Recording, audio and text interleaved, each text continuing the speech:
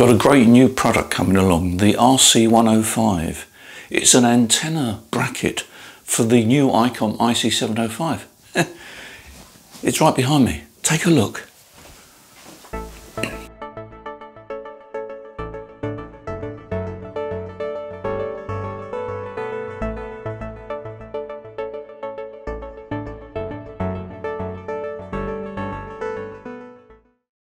Well, hello once again and welcome to the Waters and Stanton video channel. I'm glad you could join me. My name's Peter Waters, G30JV.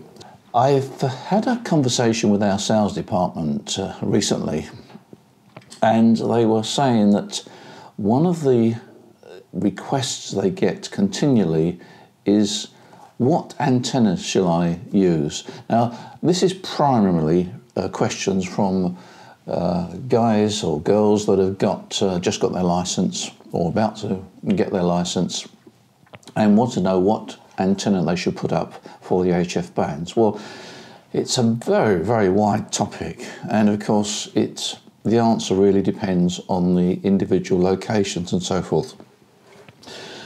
But what I thought I would do, I would have a sort of a shootout, if you like, on half-wave antennas.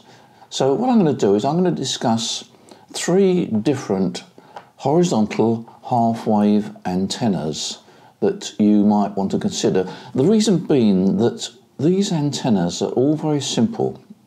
There's no loading coils, there's no traps, they're just basic antennas which are guaranteed to work provided that you cut them to the right length. So we're going to have a shootout. I'm not sure that's the right word anyway.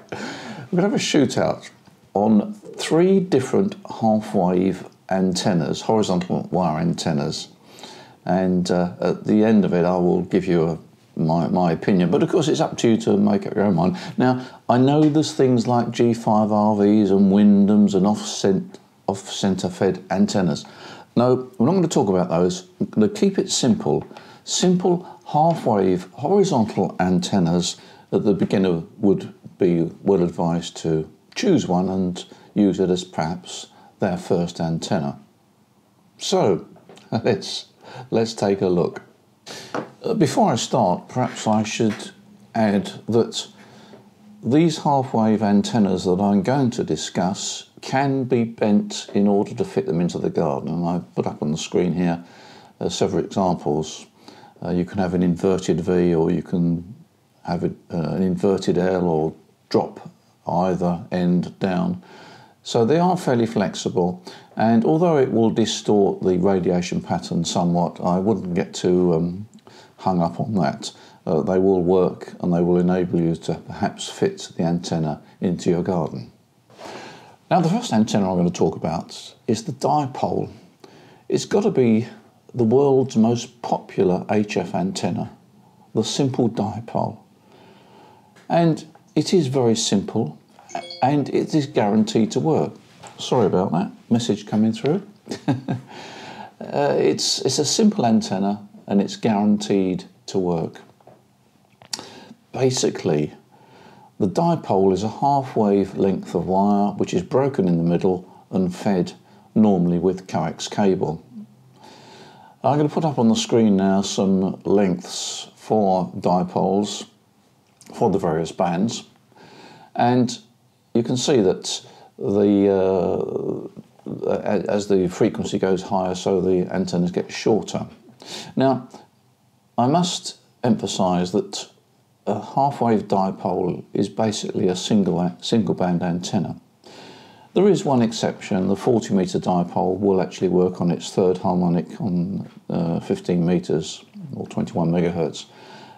It's not a perfect match, but it will work and you'll get a reasonably low SWR. So if you've got a 40-metre dipole, you can actually make it work on 15 metres. But basically, they are single band antennas. And in simple terms, you can see on the screen there, it's basically a half-wave length of wire which is broken in the middle, so you've got a quarter wave length either side, and you feed that with coax cable. The inner conductor goes to one side and the braiding goes to the other side. And it will actually work like that. But I would recommend a balun, and the reason I recommend a balun is because it's a very convenient way of connecting the coax cable to the antenna. And I'm going to put up on the screen here a diamond balun that I would recommend. It's quite economical, and it functions both as a balun and also a means of connecting your coax cable to your antenna wire. The connection is an SO239 socket.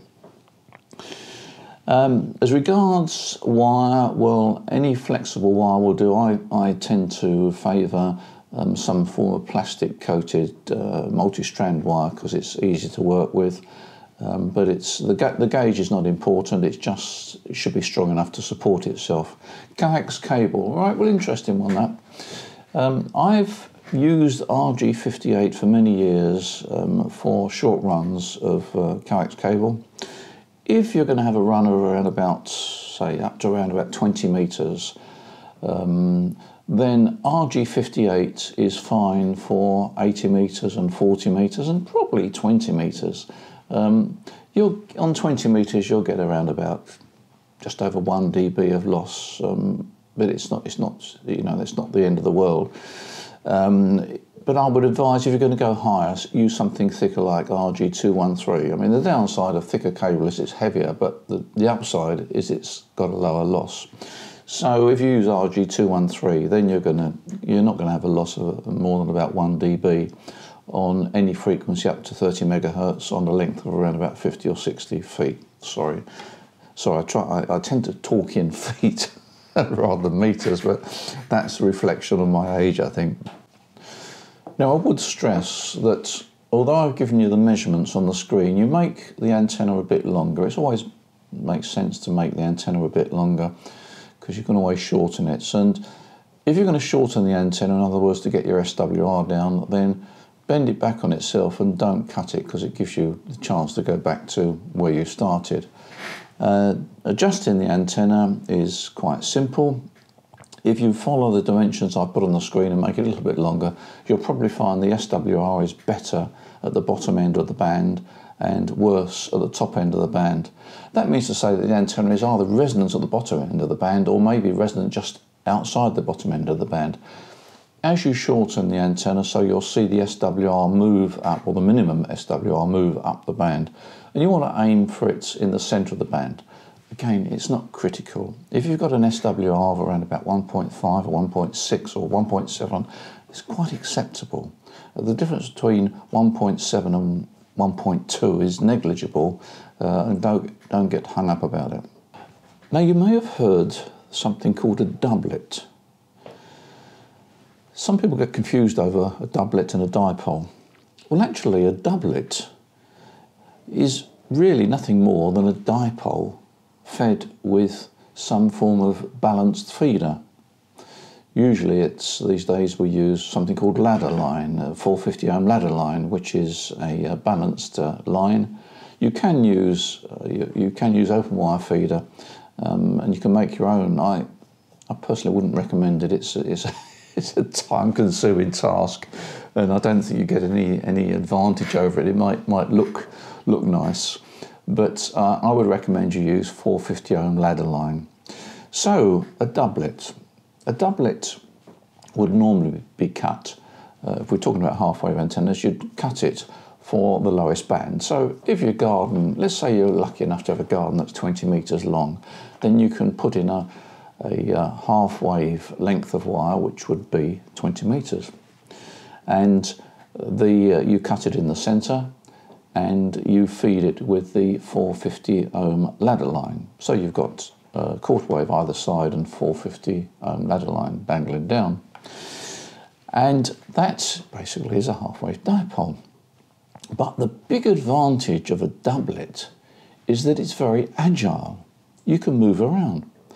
So not only will it work on 40 metres, it will work on 20 metres, it will work on 30 metres, 17 metres, 15 metres, 12 metres, 10 metres.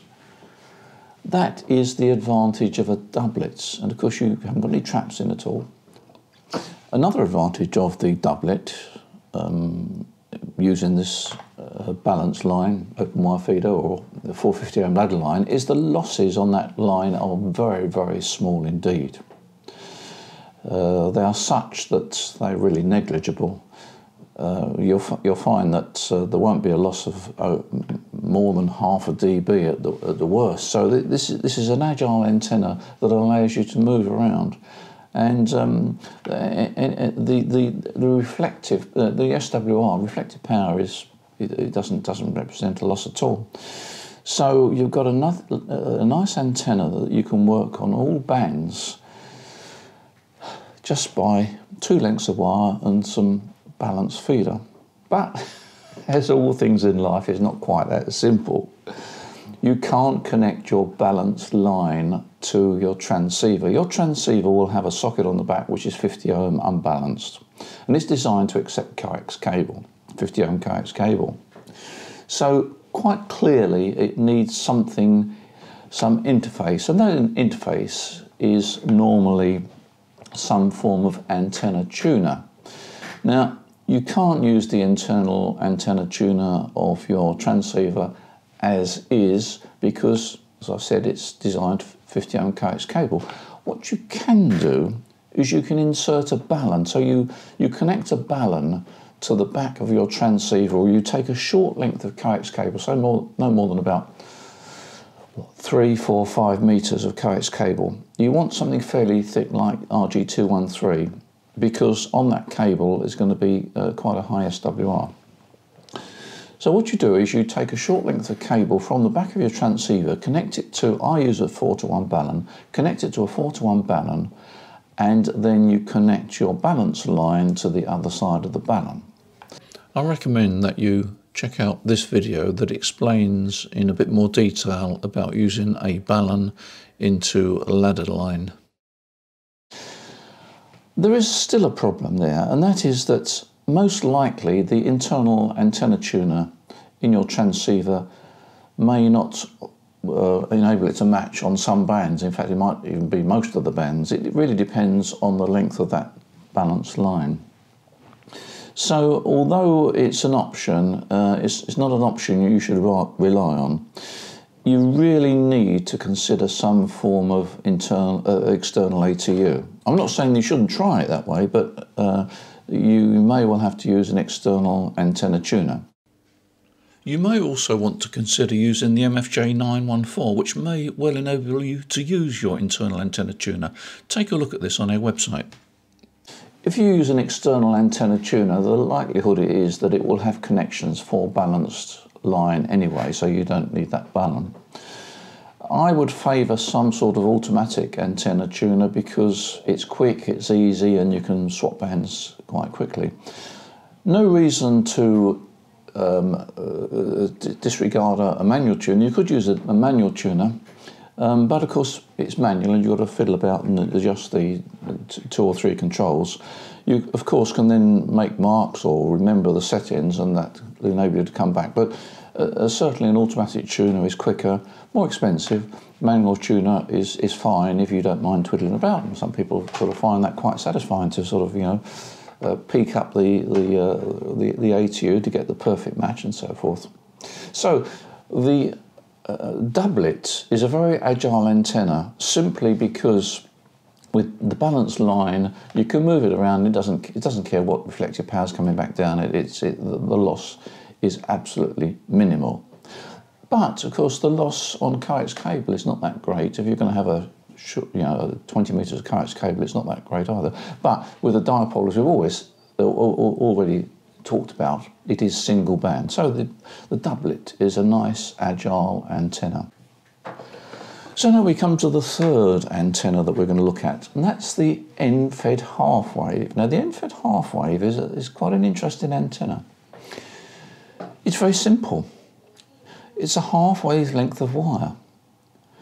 Now a half wave length of wire, we'll talk about the 20 metre garden again. You can have a 20 metre length of wire which is a half wave on 40 metres. You can't connect that to your transceiver because the end of a half wave length of wire is very high impedance. It's about 5,000 ohms. It's way off the impedance of the transceiver, which we've already said is a 50 ohm socket on the back. So you need a way of somehow feeding that antenna. Well, it's actually very easy.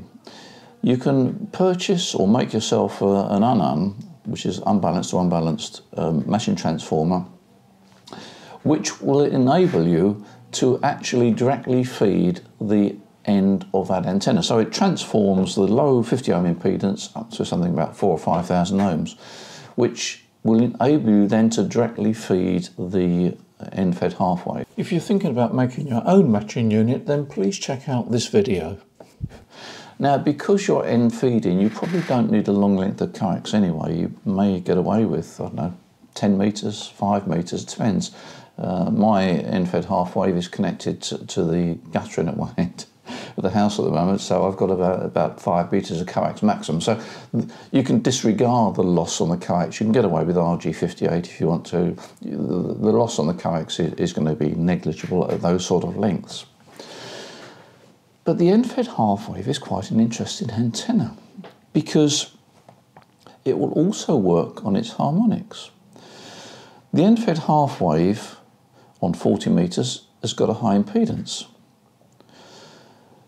If we feed it with a 20 metre signal, it actually then appears as a full wave antenna, which has still got a high impedance.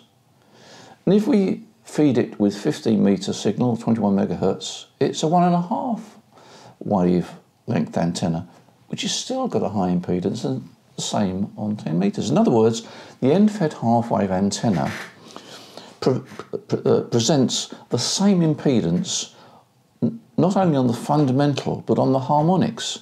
So an end-fed half wave on 40 metres will work on 40 metres, 20 metres, 15 metres, 10 metres, no traps. Nothing at all, just a straight length of wire. It's not a bad antenna, is it? So the end-fed half wave is another choice that you consider, and apart from the fact that you need to either make or purchase the necessary transformer, it's an interesting antenna. If you're looking for a ready-made commercial unit, then look at the Vibraplex antenna. This covers 40 through to 10 metres, pre-tuned, nicely made, fully weatherproof. So we've looked at 3 antennas, all a half wave length long, all entirely practical for the newcomer. They're not expensive to make, you can make them yourself, and they work. And don't forget, all these 3 antennas we've talked about, you can bend them so that you can get them into the garden. The Dipole, single band antenna, great. Works, you'll have no problems with it, very easy to adjust, and it'll give you good performance. The downside is it's single banded. The other downside is that you've got coax cable running halfway down the garden, and not everybody wants coax cable dangling down the garden. And of course, if you support that antenna at both ends, it means to say the lowest part of the antenna is going to be the centre because it will sag. You can't get over that, of course. You can make it into an inverted V. That's a very good antenna, an inverted V. An inverted V means to say that you stick the centre of the antenna at the top of a mast, you run your coax cable down, back to the transceiver. The far ends can go back to 2 or 3 feet, about a metre above ground or so forth. That enables you, of course, to get into the garden because you've actually shortened the antenna in terms of the horizontal space it takes up, but the electrical length is still the same. And of course, because you're using coax cable, you can run that near a metal mast, it won't be affected at all. The half-wave doublet, great antenna, very agile. I mean, it'll operate on any band you like above the fundamental frequency. And in fact, tip, you can very often persuade it to operate below the half-wave fundamental frequency. So a 40 metre top section, in other words, a 40 metre resonance, 20 metre physical length, you could get that to work. You can get it to work on 5 megahertz, and with a struggle, you might even get it to work on 80 metres, but you would need an external ATU, but it's possible. The downside? Well, the downside is, I suppose, twofold really. that balance line can't go near metal. So you can't use it as an inverted V with a metal mast. You could use a fiberglass mast, or what you can do, and what I have done, is use it as an inverted V but off centre, so that the centre of the antenna is actually offset, so that the balance line is around about, say, 2 metres away from a metal mast. That works fine. You've still got to take that balance line into the radio room, and you've also, of course, got to have this antenna matching unit, the antenna tuner, which or antenna matcher, which you need in order to interface that balance line back to your transceiver. And the last one, the end-fed half-wave, it's got a lot of advantages in terms of installation because it's a length of wire. You can use it as an inverted V easily because the feed point is right near the station end. Use an inverted V, there's no hanging weight down halfway down the garden. You can fold one end down, etc., etc. So it's a very easy antenna to use. It's not as agile as the Doublet, but it does cover the harmonics. So, as we've said before, 40 metres, 20 metres, 15 metres, 10 metres is covered by an end-fed half-wave that is resonant on 40 metres and 20 metres long physically. So, it's an antenna to consider. So, have I got any favourites? Well, not really, because I've used all. And there are occasions when I think a dipole is a simple thing to put up, and it'll only take me an hour or so to make and put up, and it will work fine. The Doublet is a very good antenna, very agile, and it's quite an interesting antenna to use, but you do have to consider that you've got to match it. I think currently the end-fed half-wave is my favourite because it's so easy to install, it's so tidy, you've just got a length of wire going down the garden, no hanging feeders and so forth, and it works extremely well. If you're looking for a commercial one, then I would recommend the Vibraplex end-fed half-wave. In fact, they do two. They do one that covers 40 through to 10 metres and it's 20 metres long. They also do a longer one which covers 80 metres and that will work on the warp band, so it'll work on the 80, 40 metre band, it'll work on 17 metres, 12 metres, 15 metres, 10 metres, and I think it will work on 30 metres as well. So that's quite an interesting antenna. But you do need a longer garden. The popular one is the 20 metre long one, which covers 40, 20, 15 and 10 metres. Well, I hope you made yourself a cup of coffee before you listen to this video, because there's quite a lot that I've spoken about. But I hope it's given you some ideas on an HF antenna to use in your garden. These antennas are simple to erect, and provided you get the dimensions right, they will work well. I haven't discussed things like G5RVs, Wyndhams, etc., etc., because almost each antenna requires a separate video, and actually I have covered the G5RVs in another video. So if you hunt around this video site, you will find, I think, 1 or 2 videos on the G5RV. As usual, thanks for watching this video. I hope it's been helpful, because that's really what we're doing these videos for. And don't forget, we're always happy to talk to you on the phone from our Portsmouth location, where we've got we've got the largest UK warehouse for ham radio, full stop. So we're always happy to talk to you. We've got the stock, we've got the qualified staff, active amateurs, which is very important. If you're going to talk to somebody about ham radio, you want to talk to somebody that's active on the bands, and we've got that sort of personnel down there, so we'd be glad to hear from you. Otherwise, go onto our website. And although, as we're doing this video now, we've just started a second lockdown, we are open. The shop is not open, but we as a company are open. Website is there. The warehouse is very operational, very busy, so don't hesitate to give us a call or order on the web. As usual, thank you for watching this video. I hope it's been helpful. Keep safe, enjoy your hand radio, because that's what it's all about, and we'll speak again soon. Bye for now. Well, the good news is that I've managed to get an IC705 from the third shipment. Now, I know it's autumn, but there's still time to get outside, and I'm going to take a look at that and see what sort of antennas you could use with it. So stay tuned, and we'll talk about the IC705 in an upcoming video.